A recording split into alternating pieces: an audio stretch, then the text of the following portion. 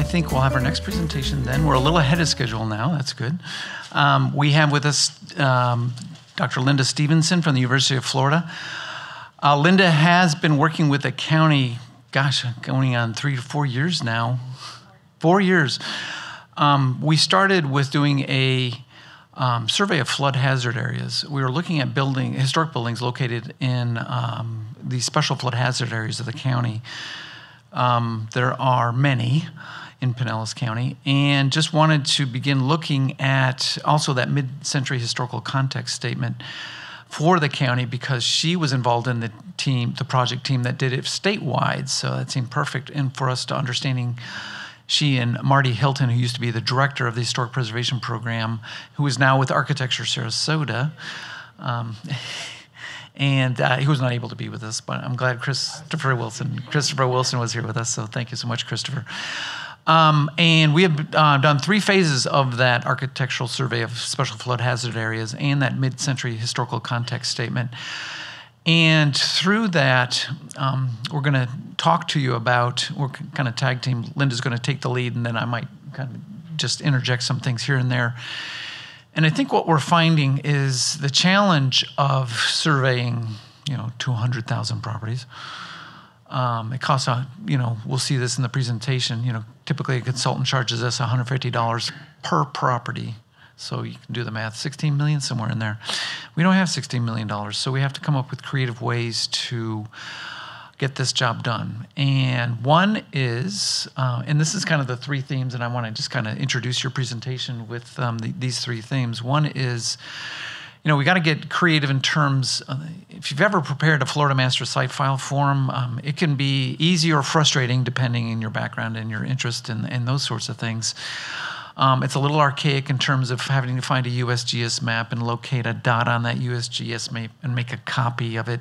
The picture taking is easy, but with University of Florida's partnering with Pinellas County and I do want to acknowledge our 6 CLG partners that are part of a committee that have informed our progress throughout these 3 phases of the survey. City of St. Petersburg, City of St. Pete Beach, City of Dunedin, City of Tarpon Springs, and then some general support from Bel Air and Gulfport as our CLG municipalities, and with the county as an county CLG.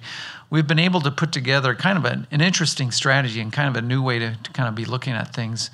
And something to be thinking about is preparing that Florida Master Site File. And Linda will be telling you more about a architectural survey app that you can do on your cell phone or on a tablet. And we've actually done some beta testing in Pinellas County of this app, and Linda will do a deeper dive on that. The idea of, kind of almost like crowdsourcing a survey. If you've got an interested neighborhood association or interested preservation board or interested historical society, we can begin developing an approach to surveying some of these unsurveyed portions of the county using the architectural survey app and kind of crowdsourcing through volunteers. And Linda will do a deeper dive on our experience with that on basically volunteer survey. The city of Detroit and the city of Alexandria, Virginia have done a whole bunch of this type of survey, thousands of properties, kind of using a crowdsourcing approach. And we want to try it out here in Pinellas County because you remember what I said earlier, right? We have as many resources to survey as Dade County does, and so that's a lot. And the third thing is this whole idea of the special flood hazard area. I was in a presentation last week on the public works director for the city of St. Petersburg. You probably heard about it quite a bit in the news too. That for Hurricane Idalia, Shore Acres was inundated with some waters from that flood. And the public works director was sharing with our local mitigation strategy team that of the 3,000 properties, and this is rough numbers, about 1,500 or half of them had some type of flood damage. Almost every one of these houses, unless it's on the shoreline and the property owner took the initiative to tear down that little mid-century house and raise it above flood elevation on their own, If it wasn't a house like that, it was one of these 1,500 houses that were damaged. None of them are surveyed in terms of that large subdivision built during the mid-century period. And that's what you begin looking at in terms of that patchwork quilt of our county and what the challenges we face in terms of what we have to survey. Because the first thing in historic preservation is you got to know what you have. And it's really revealing. Christopher Wilson was sharing with us some of those commercial properties, some of those churches that are out there that are just wonderful, fascinating stories and are high style and are really eligible for National Register listing, and that's something we really got to wrap our head around. There's a couple, he was supposed to be with us today, Bill Toner, Tamarack by the Gulf. You know Tamarack, Florida. Well, that developer came over to Pinellas and started developing in Pinellas County and built some of the developments here, including Tamarack by the Gulf. He on his, I wish he was here with us today, Bill did on his own a preliminary survey information questionnaire, crazy acronym, PSIQ with the state. His subdivision is potentially eligible for listing in the National Register. The state wants to take on some of these mid-century properties and understand them better, and by preparing a National Register nomination, you do that deep dive where you understand the story and the history. And so I think the state's very interested in receiving some National Register applications for these mid-century properties. So, but I digress. Let me get on to the presentation and introduce Dr. Linda Stevenson here. And I think we just advanced forward and we're into our presentation. Forward on the right. So we have to go There we go. There we go. And I'll hand this over to you. Thank And I'm going to you. grab a microphone and I will chime in occasionally. Okay, great. Well, hi, everybody. Thank you so much for hanging in there with us this afternoon. So Tom and I are really excited to share with you some of these developments that have come out through the work that we've been doing together for the last few years. So for about the last year, we've been working on something called the Historic Register Geodatabase, which is countywide for Pinellas County, and also the survey app, actually. So the survey app is something that at the program at the University of Florida, Historic Preservation Program, we've been developing this particular app. Most consultants that work in the field of cultural resource management have a proprietary app that they use. So we're working with one of our PhD students. Her husband is a data scientist, so they've developed an app using a pretty much standard GIS technology. And the idea is we'd like to make this open source so that communities, the state, the Florida Master Site File itself can eventually use this software to get a lot more survey work done.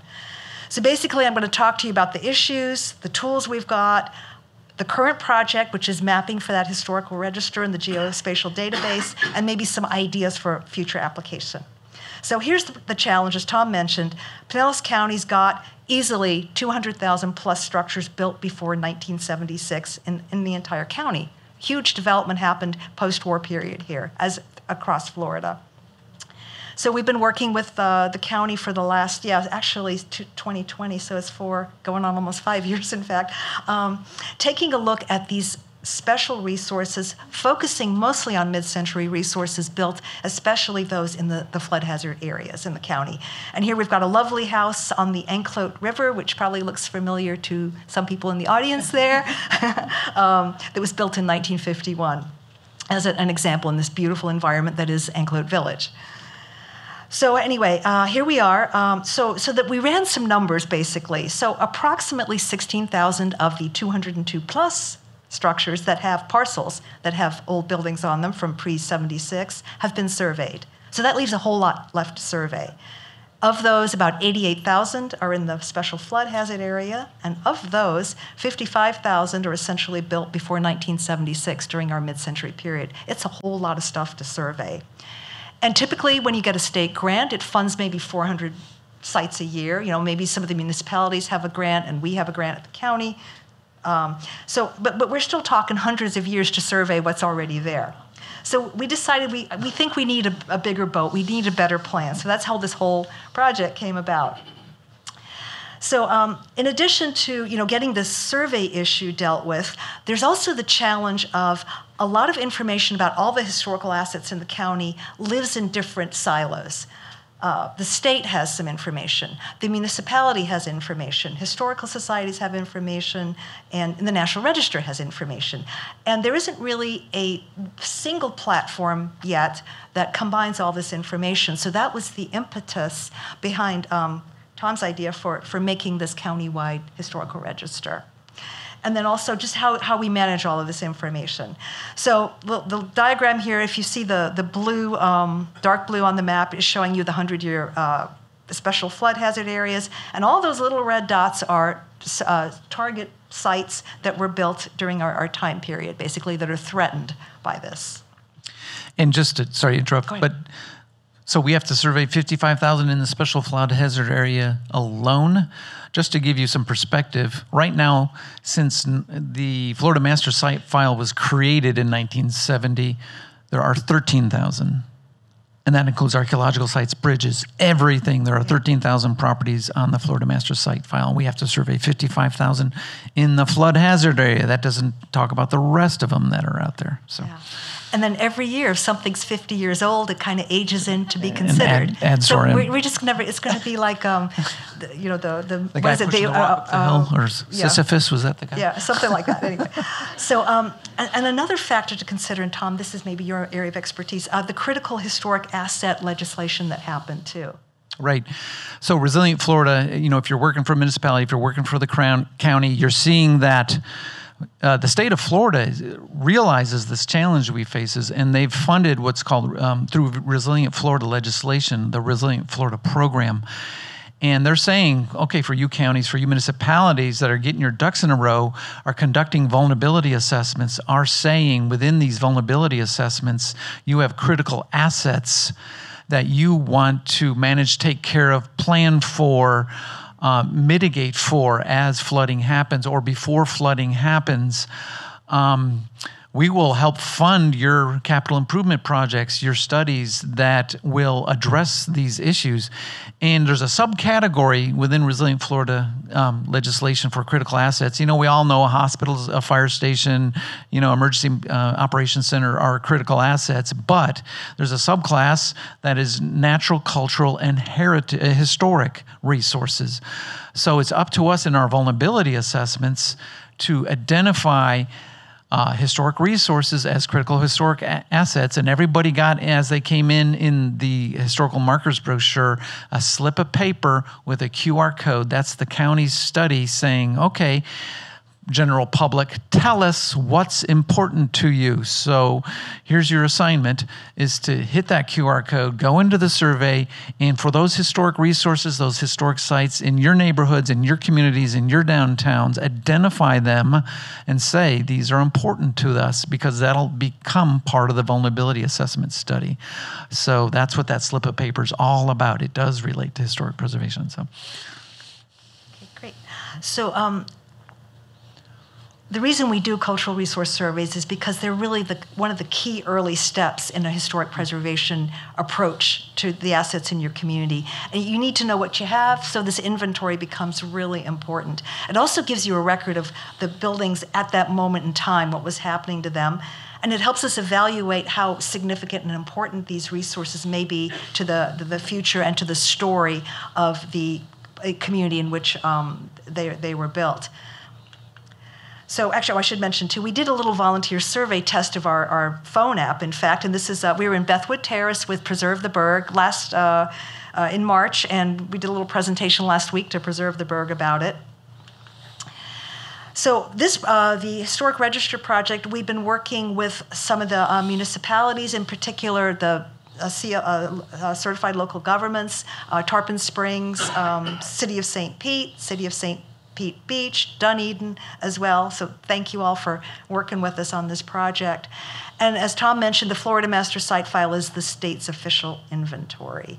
And actually, to give you an idea of how much stuff is in Florida already, the Florida Master Site File holds about 250,000 listings for cultural resources. So there's a whole lot already in there. And yet we have almost 200,000 survey resources in Pinellas alone that we're supposed to be surveying. So there you go. Yeah. A little perspective. So anyway, typically the steps in the process is we go out in the field, we gather the information, we take pictures of the buildings, we do additional research, archival research and other sources, gather all that information together, and then from that we evaluate each property to decide, does it meet the criteria for listing on the National Register? What is its story? What is its significance? I think it's important to note here, just a quick aside, that when a property is designated, Okay, so the Florida Master Site File is just an inventory. It has no impact on regulatory requirements for your property at all. The National Register is an honorary designation, and again, it doesn't really have any regulatory limitations on your property, but it is prestigious and kind of gives a certain added value to your property. Local landmarks are the place where there is some regulatory control possible through the Certificate of Appropriateness process. But remember, through resilient Florida legislation, a National Register property could mean you can deem it a critical historical asset. Yep. So this is just a screenshot of what we'll see in a little bit here. So first I'm going to talk to you about the phone app and the tools.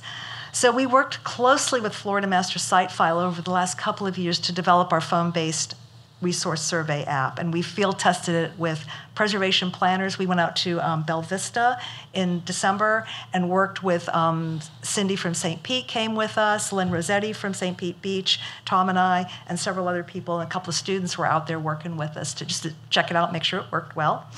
And this is what it looks like. So it's on a GIS database, essentially, the one we use at University of Florida. It's our platform up there. And so this is Bethwood Terrace, which is this really cool little community designed by William Harvard, in fact, 1939. This is kind of early in his career, and he's moving into modernism. He's designed this really wonderful little street plan and the houses for some of the model homes for this community as well. So anyway, as you populate the database with the phone app, the little dots pop up right over the particular house, and then you see a series of screens on your phone. And all of these little data points that you fill in here match the Florida Master Site File. And the beauty of this system is that in the old days, we used to have to make maps by hand and pinpoint the location.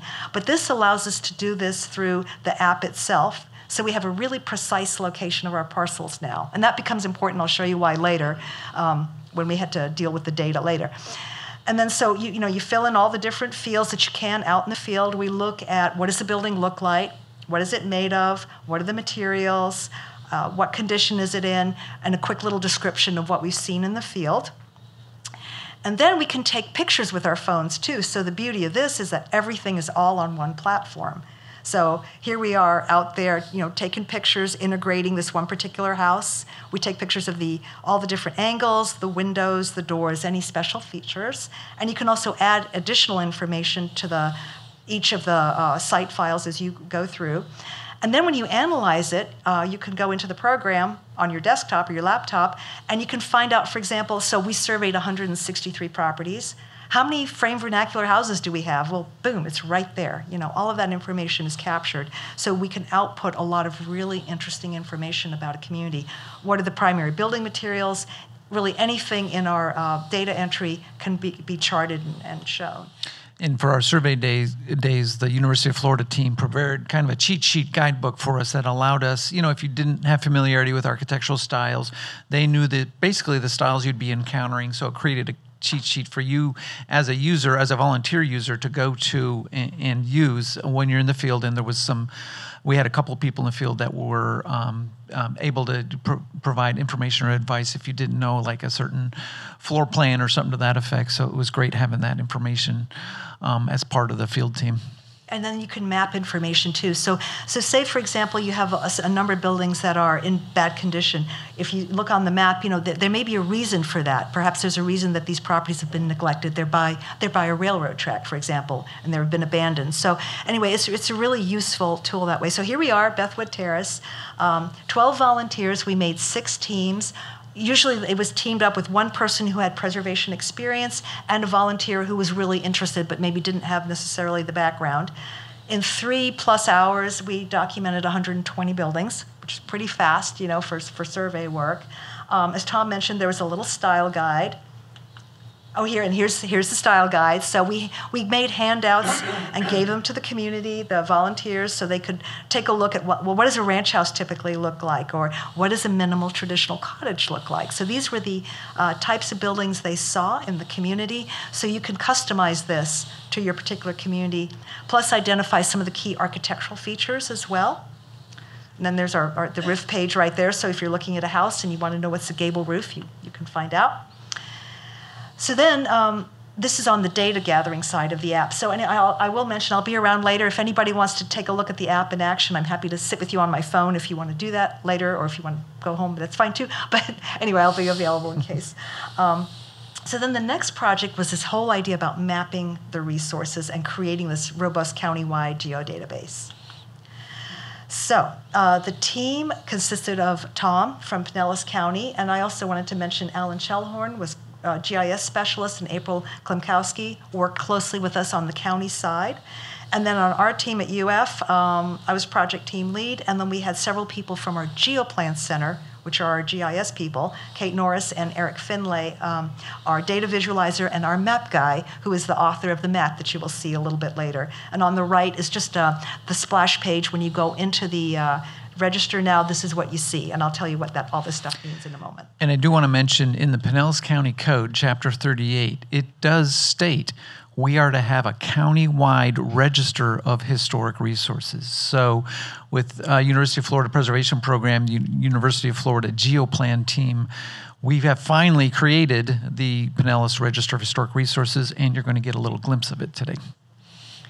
So it involves a lot of different expertise. So as was mentioned before, preservation is not it's a team sport, definitely. Planners, preservationists, we had GIS team, emergency managers to help us with this project. And as you know, Pinellas County is a coastal community, so street flooding is definitely an issue, and so it's something that we really need to understand what is at risk in our county here.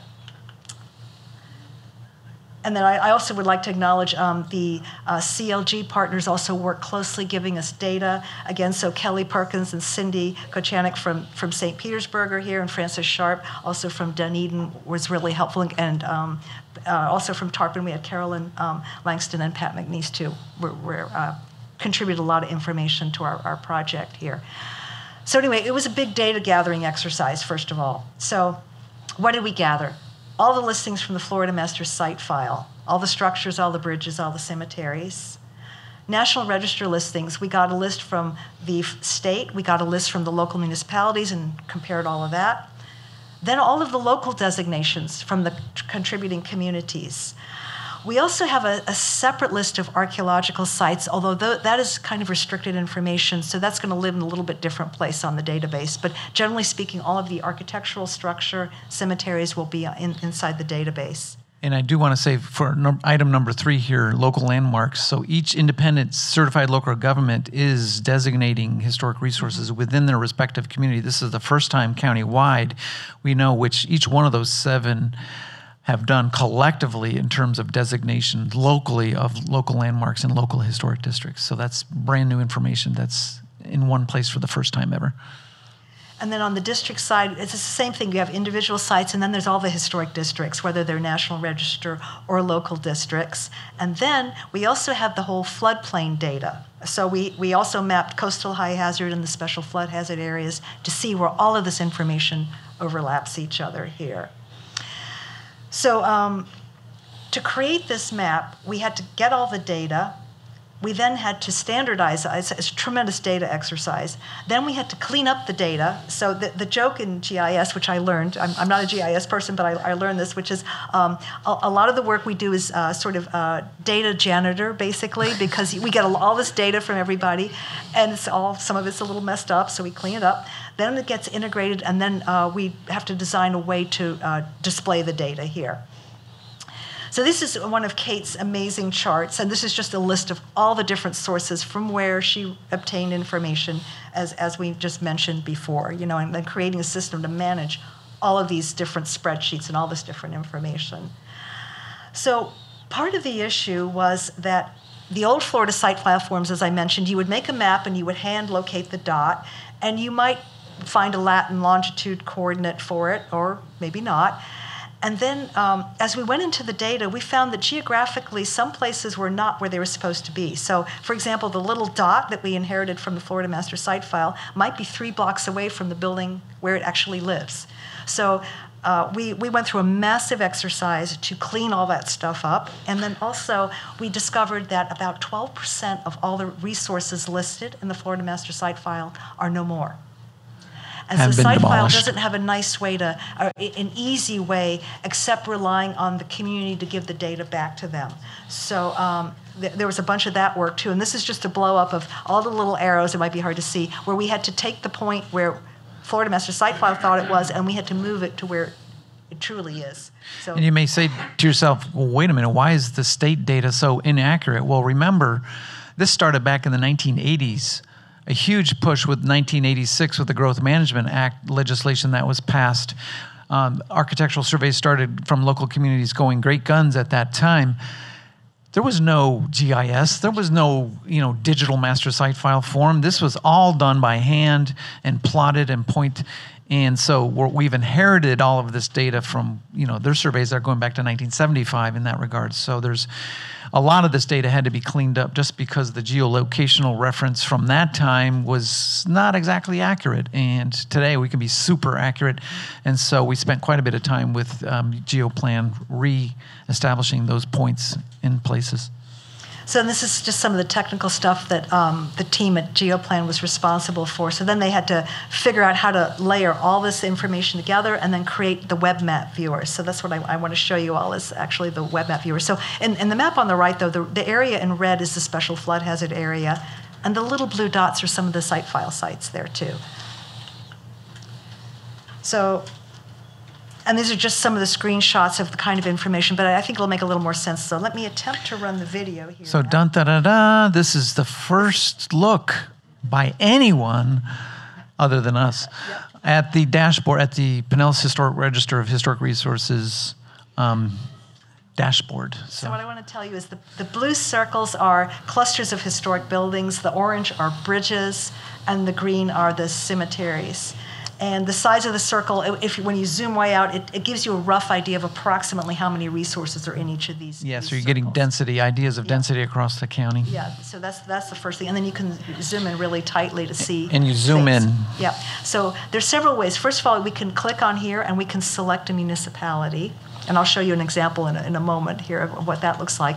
But we listed all the municipalities here, so the map will take you right to your particular location if you're interested in a particular area. You can also search by historic district too. So that's really handy if you want to know, say, what's in Granada. And I'll show you what's in Granada in a little bit. And that's local and National Register districts. And then, again, you can isolate it. If you just want to know about buildings, you can just turn on the building layer. Or if you want to know about bridges, you turn on the bridge layer, and so forth. And those are some cemetery locations. Okay, so we'll just click everything. So now we're going to go visit Dunedin here. We're going to go take a little tour in Dunedin to a very specific parcel. So here we are, and you can see, okay, there's a cluster of stuff, in the big circle there, and then some smaller ones. So we're going to zoom right in. And then as you zoom in tighter and tighter to the parcels, you can see that the designation changes. And so now here are some of the individual places. And there's a couple of different ways you can look at the properties. So if we go to the parcel view first, the little gold frames say, hey, I'm on the Florida Master Site File. The purple squares say, I'm on the National Register. And the blue says, I'm locally eligible, or locally listed, sorry. And some of the sites, not here in particular, but they might be both. And we have a designation for that too. So we're going to click on this particular property here. And it's telling us, okay, it's on the Florida Master Site File, and there's the number of it. It's in Dunedin. And in the parcel view, we've linked it to Google Maps. So you can click on that, and you can go, and there's your property right there. So you can check it out that way. This is a little National Register property, very nice. Or, if you want to go to the structure view, we'll go back to the same property again, and you can see the little symbols change, but essentially we know if it's a local landmark or a National Register landmark, and if it's on the Florida Master Site File. Then we're going to click on it again. And in this particular view, it's going to take you right to either the site file form or the National Register nomination. It's all linked together. Cool, huh?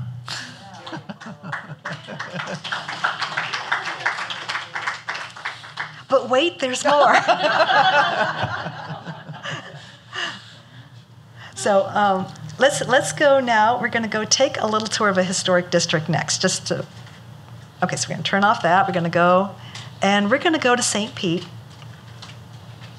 and go to Granada. And here we are in Granada. So you can see the outline in the blue is actually the historic district of Granada. And here we've got properties with the blue and the purple. They're both National Register and they're locally designated as well. So I'm just clicking on one example. And actually this parcel had 2 properties on it, both on the Florida Master Site file. And again, we can just click around and you can kind of customize as to what it is exactly you want to see or what you want to know about your property. And again, we switch from parcel view to structure view. And we go back to our two building parcel right here. And click on that. And it gives us local register, local landmark, and the relative numbers from the Florida Master Site file. And again, those will be activated so you can click on those and go right to the forms that you need. So this is over. Okay, so this part's done. And this is actually the building we looked at over in Dunedin there, the historic photo from the National Register nomination on the left and the building the way it looks today on the right. And then maybe some ideas for future applications in addition to the flood hazard information. Maybe the county takes a look at something, say like naturally occurring affordable housing or different types of buildings, maybe eventually repurposing mid-century commercial spaces, legacy buildings. So there's all kinds of applications for this particular kind of map and research. And you just add the layers in that you need, and there you go. Mm-hmm. So we've been hearing from local communities. There's an interest. In the 90s, there was a concept in planning called neighborhood conservation districts. And what can be achieved in neighborhood conservation districts is sometimes it's referred to as historic preservation light. And you don't want it necessarily as a planner to boil down, oh yeah, I want to tell them what to do, but I don't want you to tell me what to do. We can't do that. But at the same time, it's the idea, especially when it comes to affordable housing, historic preservation's there too, and resiliency. It's the idea of taking these 3 layers of information. We had some good anecdotal information from the St. Pete Expo and from the economic study prepared for the city of St. Petersburg, that when a developer goes into a neighborhood and if there's no protections in place in that $325,000 house, and you say, well, that costs a lot of money. Guess what? That's affordable housing these days. A developer buys it, tears it down, and builds an $800,000 because they can get a house, because they can get that much more money. You've just taken an affordable unit off of the list. It doesn't exist anymore. And this county right now and all our municipalities are talking so much about affordable housing, but at the same time, it's about incentives and building multifamily developments and stuff. And I think there's a real initiative needed to talk about naturally occurring affordable housing. How do we protect it in the sense of keeping it kind of what we have in place and keeping you can't do much with the market in terms of affordability, but that unit that gets torn down and then replaced with a unit because that developer wants to make money, there can be things done there that, and a lot of the times the neighborhood is wanting some type of protection like that. So that's something we'll be looking into further. We're having a housing summit next year, and something maybe in that housing summit we can talk about in a little more detail as things unfold. Great. So yeah, we're happy to take any questions that anyone has. Thank you for your attention.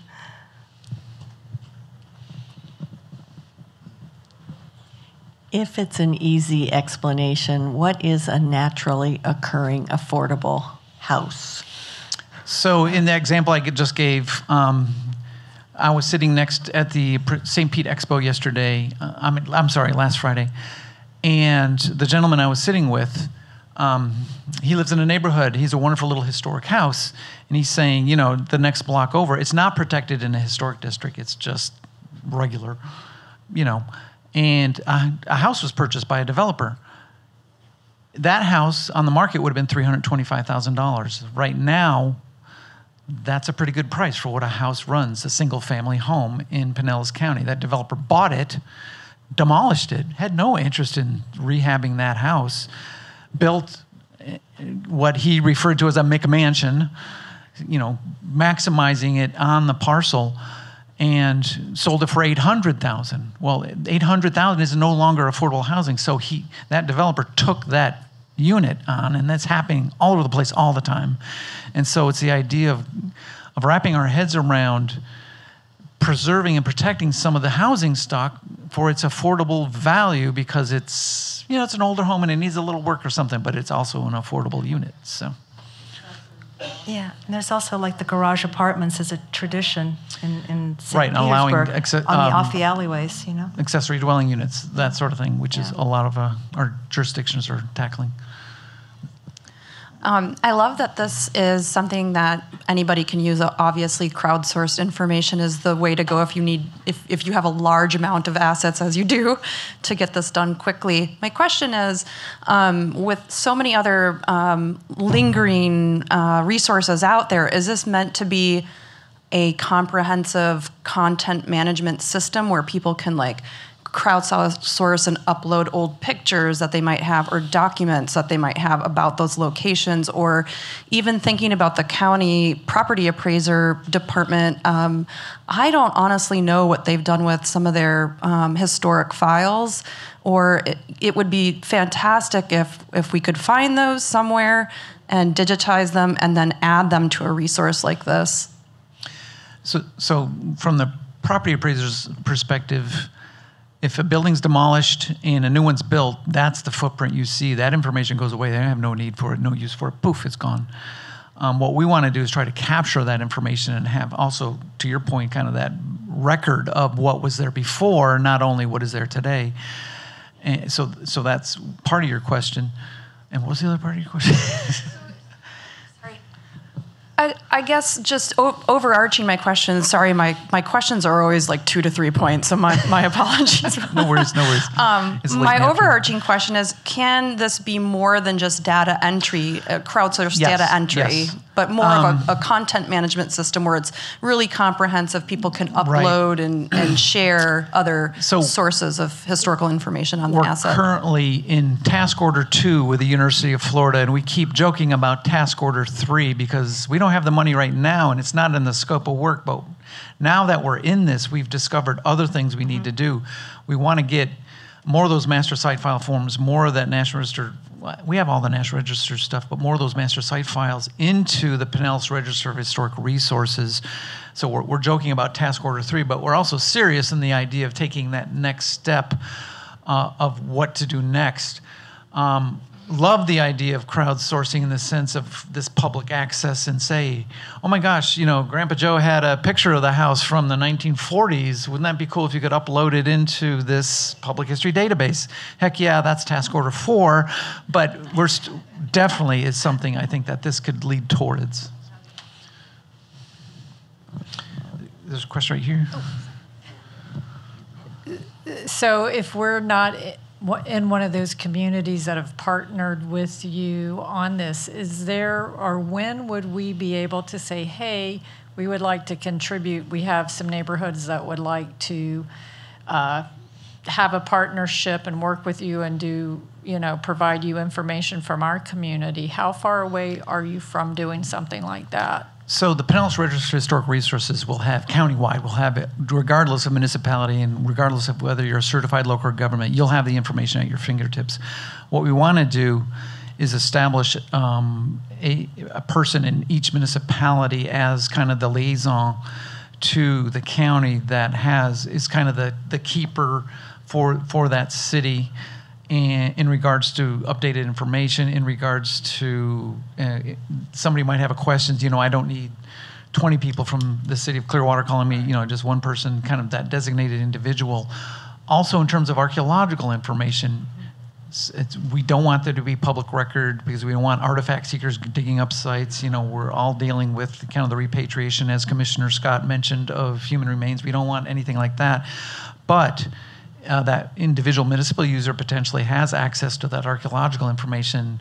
So if something was to happen in Clearwater, I can go to that person and say, okay, somebody went and looted this site. Did you give out any information? Because there would have to be an understanding and permission and rights to that part of the database. You know, the building part of the database, the bridges, even the cemeteries, as long as they're still operated as cemeteries, can be information for all, for the general public, that would be available through a dashboard such as you saw displayed today. But we're working with our certified local government municipalities first, and the next tier will be the next tier of municipalities, probably the larger cities like Clearwater, Pinellas Park, Largo. We want to bring them into the fold because those are much larger communities dealing with a lot of complex issues. Let's get them into the fold, and then kind of some of those tiny beachside communities will be maybe phase 3 in terms of engaging, in terms of establishing a relationship and designating a municipal individual who will work with the county on the Pinellas Register of Historic Resources. Did I cover all that question? Yes, no, maybe? Another part?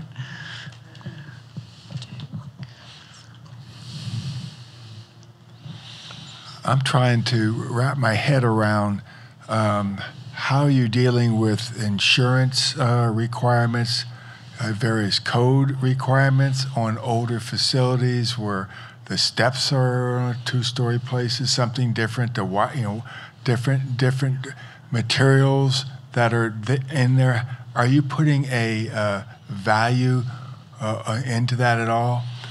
Because when you're talking about like property value? Well, not property. Yeah, I guess in a way it might be property value. But what I'm talking about, the example that you were giving about an older house. Okay, this person is tearing this house. It's cheaper to just tear it down and build straight up because it's going to be cheaper than trying to restore something that's 70, 80 years old. Well, and I'm not trying to throw something into your. No. I'm just trying to say I understand your question. There's got to be some presentation, some value that says, hey, that may not be able to be an affordable house, or it may not be able to be an affordable. Like for us that we have for the Historical Society in Clearwater. I mean, it costs a lot of money to redo the structures versus just tearing them down. Right. But of course, we lose all that other things. So I'm just wondering about it's interesting you mentioned Clearwater because I got a call from somebody in Clearwater the other day. They're interested in purchasing a wonderful, cute little Tudor revival house in one of your historic neighborhoods. They can't afford any other house, but they can put the sweat equity and they can, a little bit at a time, fix up this house. They're buying it from an elderly person who, wants to move on in whatever way. And this young family, sees it as an opportunity. This is how I can afford purchasing a house. I can buy something that needs a little work, a little elbow grease, some work. Now, if they were competing with a developer that says, I want to buy that house and build an $800,000 house, they've lost that opportunity. So that's kind of what we're talking about here. Does that answer your question? Not really, but it's okay. Well, it's about who's competing for that house on the market. I hear you. I think that's good. Sweat equity is what it's all about in a lot of the areas, but not everybody can do. Most people cannot do the sweat equity. So I'm just wondering about how practical. I just think you need to have some type of a calculation of here's the reason why it needs to be preserved. Yeah. Because they're always looking at dollars. For example, this is the reason why. For example, in a neighborhood conservation district, you could have a maximum square feet. House can't be any larger than. That maybe takes some of the developers out of the mix. Well, I want to build a 4,000 square foot house. You just took me out of the market for this particular neighborhood because no house can be larger than 2,000 square feet. And so I can't make money as a developer, but a family could potentially, maybe that house does need to be torn down, but then maybe they can build something that's smaller in footprint and is more affordable for what their needs are. There's a lot of moving parts and variables to this whole conversation when we begin talking about affordable housing, and the county municipalities are talking a lot about it, but you don't really hear about are we doing anything to protecting what could be an investment, a small investment. Frankly, the house I purchased in 2019, I couldn't afford my house today. And geez, I'm working for the county as a preservation planner, and I make a pretty good salary. I can't complain, but yet I couldn't afford the house I'm living in today if it was on the market today and I was looking. So, it's just the challenges that we're facing with some of these marketplace issues. Yes. Do you get any pushback regarding taxes? I mean, obviously, a bigger house that is going to sell for a lot more money is going to bring in a lot more money for the county. Do you get a pushback from this? What do you need these little houses for? They're just taking up a lot of room and not making us enough money. Yeah, sure. There's pushback, but then it's a fluid conversation. In the sense that, at what point. We're subsidizing developers to build all these multifamily housing communities. Is that all we're going to do? Because there are other things that can be done that really doesn't take millions of dollars of municipal and county dollars to make affordable housing available. So, I think it's just the idea of doing the full total picture as opposed to just throwing money at the developers that want to build an affordable unit as part of a new multifamily development. But a lot of these buildings, they need to be taken down. They need to be, but we've got, you saw there's 202,000 of them. Of those, how many need to be demolished? Linda just told us of the ones we surveyed, 12% have been demolished. Right. We can't afford to tear them all down. That's for sure. So. What I was thinking too, Tom, the city of St. Petersburg just commissioned Place Economics to do an economic study and development. We have St. Pete reps here. But what I wanted to mention was one of the pieces of that particular study addressed affordable housing. It just got published. It's on the city's website. No, it's not. Okay.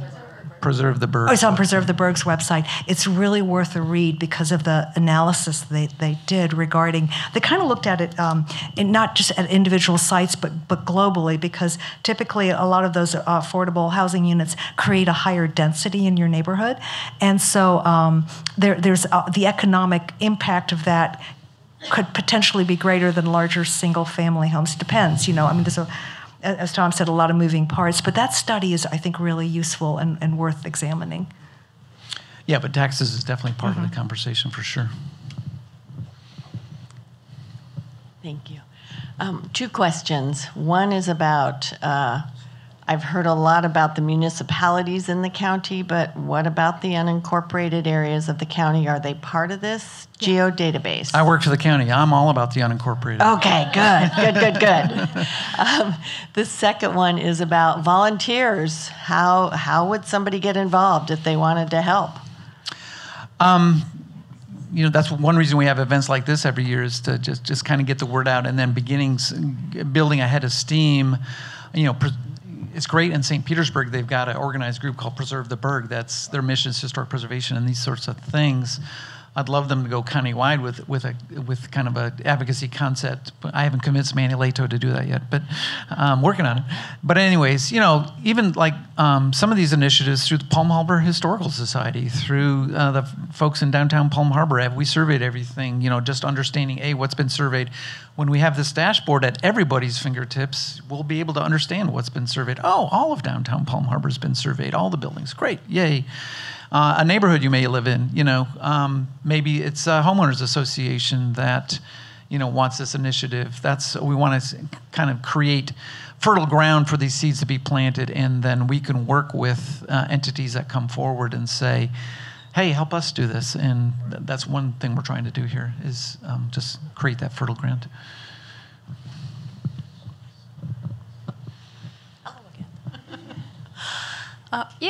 So there was a mention of flooding mitigation and emergency management with regards to using this and kind of tracking where little houses are.